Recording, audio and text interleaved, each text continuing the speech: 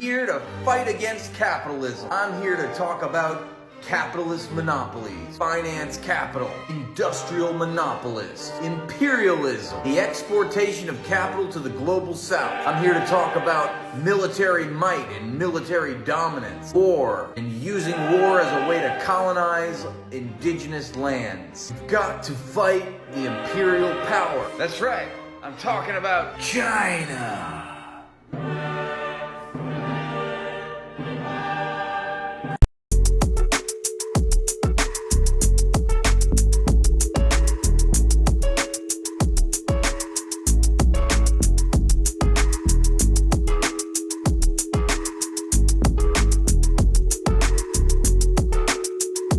That's right. We communists do not take sides. We want revolution.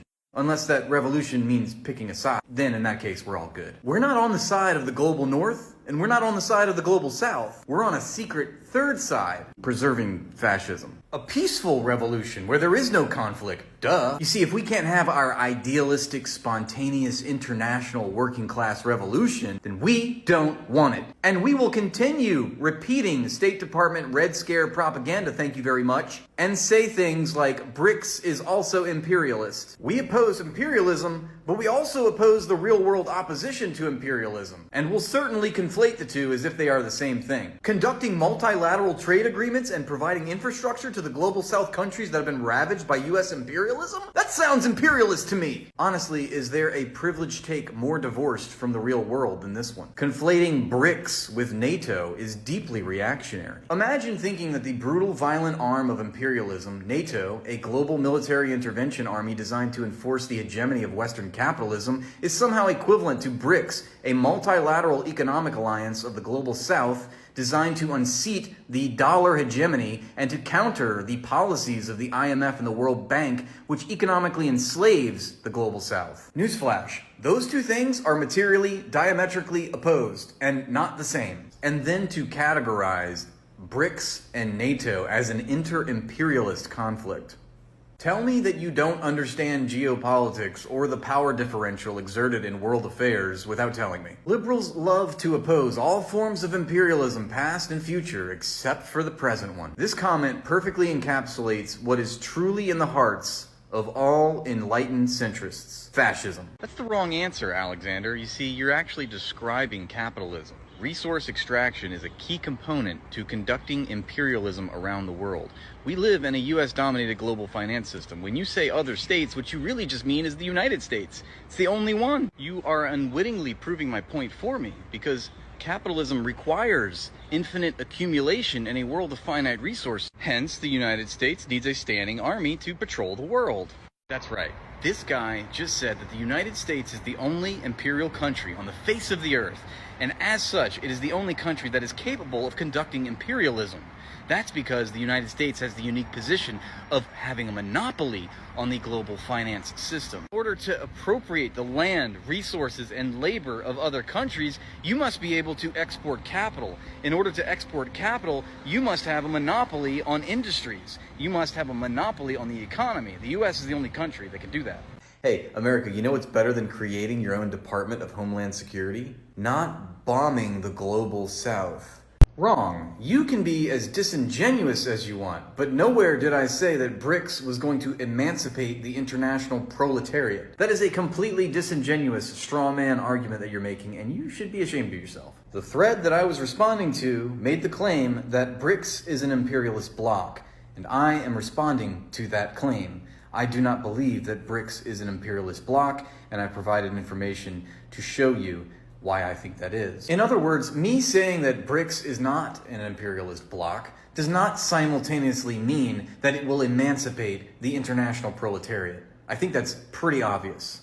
So please, you are more than welcome to disagree, but at least respond to the points that I'm making. At least respond to the conversation that we're having. I would highly suggest that people read Is China an Imperialist Country? White liberal Westoids living in Ohio in the imperial core try not to shit on third world countries who are mobilizing against the economic policies wrought by US imperialism challenge impossible. It's Comrade Larry 1917, folks, not Comrade Larry 2024, because Comrade Larry only applies 1917 revolutionary theory and practice to the present-day world. How very Marxist of him. The Dengist counter-revolution resulted in... No, Comrade Larry 1917, put your laptop away. Talk to me using your own words. How is China imperialist? I can quote books too. Here's one that's actually written in the 21st century. China's resistance to such distortions has made it a target of U.S. economic attack as a rival and hence enemy. Subject to tariffs, quotas, and other policies strictly illegal under international law. Its remarkable economic success over the past generation has not been welcomed, but is opposed by U.S. diplomats and coincidentally by Comrade Larrys of the world. So you have that in common with U.S. government officials. Congratulations for siding with the State Department. You are so brave. I understand that some of the poorest places on earth being provided infrastructure by China is deeply upsetting to you. I'm sure that you've spent a lot of time in Ethiopia and you understand in great detail what's happening on the ground and what the people are going through. Of course, in practice, you also love supporting a unipolar U.S. world diplomacy because you're committed to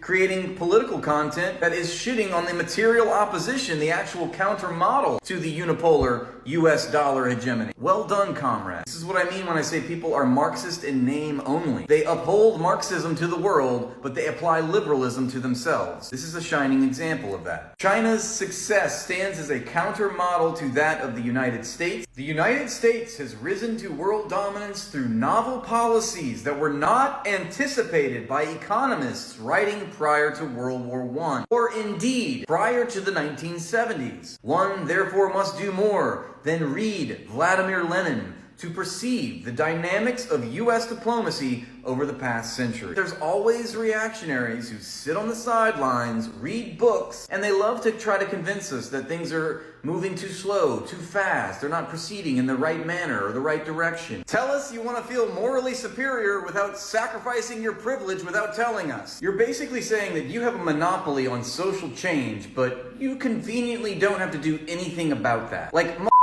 do you not realize that you are living in the imperial core? Shut the fuck up about China. Your work is cut out for you. You do realize that, right? How are you so lost on the principal contradiction in the society that you live in? It's not insightful or furthering the conversation to say that the material world falls short of the ideals. Well, no shit. I don't live in Ohio, and neither does Turner. Bro, you're in the imperial core. Did you not hear what I said? It doesn't matter if you're living in Ohio or Pennsylvania or Florida or Minnesota or Texas or California or Oregon or Louisiana or Arkansas. It doesn't matter. The joke is you're in the United States, okay? And you're talking about China. You live in the imperial core. You are a United States citizen. You're so bent out of shape about China and its crimes. You leave that to the Chinese to sort out. You focus on your own government, which has the lion's share of war crimes and international terrorism and human rights violations for decades now. So maybe quit being all butthurt about China and focus on your own country. Start there. Yeah, you're not from Ohio, you're from Pennsylvania. Or wherever. Yeah, Turner's not from Ohio either. He's from Virginia. Wow, what a huge difference. Tell me the joke went over your head without telling me. Nixon ordered Cambodian genocide. Clinton sent cruise missiles to Sudan, people died. You gave the orders to do drone strikes. Invaded Nicaragua in '85.